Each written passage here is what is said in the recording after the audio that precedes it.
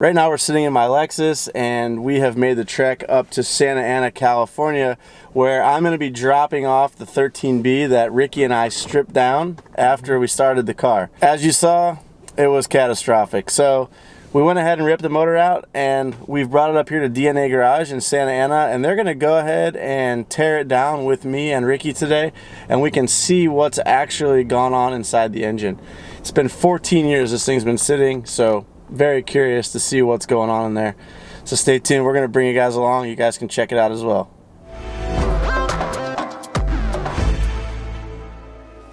Car's unloaded, engine's on the floor. The boys at DNA Garage are already getting cracking on this thing. Super pumped to get inside the engine and see what's going on in there.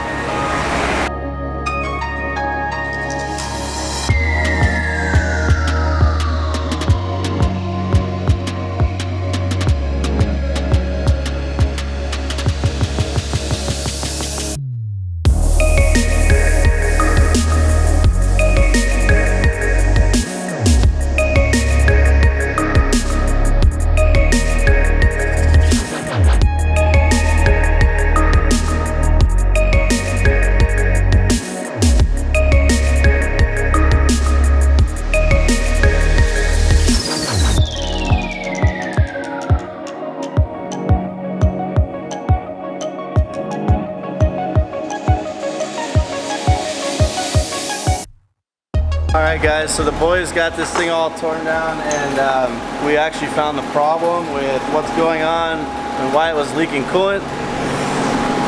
Turns out we had an idea that it was probably the water seal that was bad, and there it is. A local expert here at DNA says it's because the engine was probably overheated at some point before my ownership. I trust his opinion on that. I've never actually seen this before, so.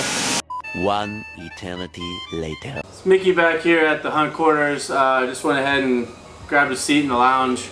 Wanted to wrap up this video after spending my day at the engine rebuilder. Just to explain a few things, what's going on with the car. It may be a little misleading at the moment. A lot of comments I've read and just things I've heard going on the street, word on the street. There's a lot of misunderstanding with what I'm doing with this car. I don't know if it's because a lot of people don't watch the channel or what. I'm not really sure, but I'm seeing a lot in the comments that I'm milking this project. It's not Mickey spec. I'm not sure. You know, it's kind of weird to me because I've been very upfront with you guys about this project and the direction that I want to take it. I really, as I stated, want to do like a phase 1 of the build, which is get the 13B running and functioning, complete the car to like a 2000s style Fast and Furious type look car, and enjoy it for a while. After I get a chance to enjoy it, then I want to take it back apart, and I have a separate engine setup that I want to do on the car and change the look at that time. So in the past, I've always bought cars and gone off the deep end, modifying them and making them perfect right out of the gate. That was a hard lesson for me to learn over the last 15 years, because basically what's happened is I've built a lot of cars that I haven't been able to enjoy because I've overbuilt them and I don't want to hurt them or ruin them in any way. So with this car, I kind of like wanted to just kind of slap it together, as you would say, and then kind of enjoy it and get to appreciate the rotary life for what it is. Being around the community for as long as I have and never owning one, I kind of want to understand what it's about firsthand instead of living it through other people. Unfortunately, I've been pretty heavily criticized for that in the comment section, and kind of leaves me scratching my head a little bit because, one, it's nobody's car but my own, and I'm going to build it the way I want to build it. So maybe I just need to stop reading the comment section. Maybe that's the answer. I'm not sure. But regardless, I think this will help kind of clear up anything. So I'm rebuilding the 13B. The car is not getting LS swapped. That's not happening. I will never put an LS motor in an Rx-7. It is just not my mentality or anything that I want to see happen with the car. So 13B is off at an engine builder at the moment. We've torn it apart. We know what happened to it. It's likely damage that happened before I even owned the engine, which I'm fine with. It was a complete Hail Mary thinking that that motor would be okay after 14 years of sitting outside. Rotaries just can't do that, and even a lot of piston motors will not survive that sort of length of time sitting without being run. So me trying to get it running, yeah, you could say it was me slapping the car together, but it was also me just trying to see if I could make it happen. So you guys obviously know it didn't work. The motor didn't blow up. The water seals were bad. So the engine actually, inside scoop, the engine's actually in good condition. The water seals were the only thing that was wrong. There was a small crack outside the water seal on the center housing. So I've already got one of those here at the shop that I got from my homeboy Ricky, sent over.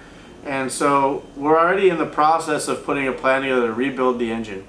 The goal for the engine is to be 300 to 400 horsepower, which is really attainable with a 13B turbo. For me, I just want to build something that's reliable, something that I can drive every day if I want. And one thing I've learned over the years of building cars is that 400 horsepower is adequate in just about any car. It's fun. Anything above and beyond 400 tends to be a hassle to deal with, especially if you want to use the car a lot. It requires a lot more maintenance. For me, the sweet spot's that like 350 range, 400. And in a light car, a light chassis like the FD Rx-7, it's going to feel like a rocket ship. Would I like a 600 horsepower FD? Sure. Would I want to own it? Probably not. And that's just my personal preference. I don't expect any of you people to agree with that or sign off on it. It's just, that's me. That's what I've done. That's what I've learned, and that's what I want to do with my car. So at the moment, the car is getting stripped down in the front end. I actually started today pulling off the fenders, the front bumper, decluttering the engine bay. I've removed the ABS pump. I've removed the cruise control system, and basically gonna get a good cleanup going on there. Gonna power wash out the base, see if the paint's salvageable. It's so dirty that I can't even tell if I can clean it up or not. If it does not clean up, then I will actually paint the bay. To be honest, I'm kind of hoping to not have to paint the bay. I would love to get the car back together and actually enjoy it. I really want to get this car on the road and understand what it is about rotaries that makes rotary lovers fall in love with them. I want to know what that feels like. So I'm sorry if that doesn't fall in line with what you guys want to see. The channel is going to continue on. I'm going to continue showing Rx-7 content, but it's going to be at my pace, and it's going to be the way I want it. So I appreciate the comments. I don't appreciate the hate. Thankfully there hasn't been too much of that, but just wanted to clear that up.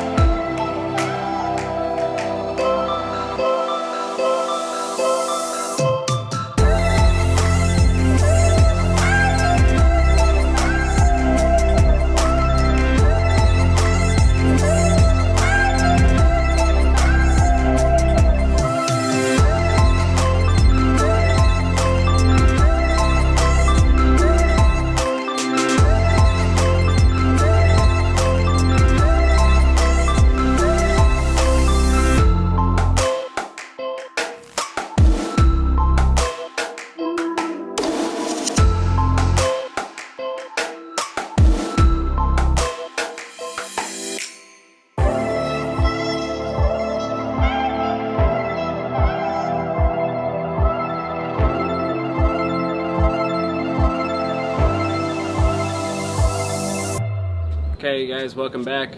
Hope you enjoyed the edit.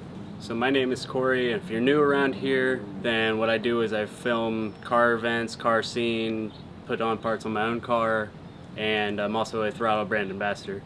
And if you're interested in becoming a throtl brand ambassador, then the link for that will be down in the description. What you do as a throtl brand ambassador and how you can apply. And it can be worldwide, it doesn't have to be just San Diego, but you do have to be over 18 years of age. If you enjoyed the content here and want to check out some of my other videos, make sure you hit the subscribe button, like this video if you enjoyed it, and comment if you have any questions or have any ideas of what I should film next. Alright, until the next one.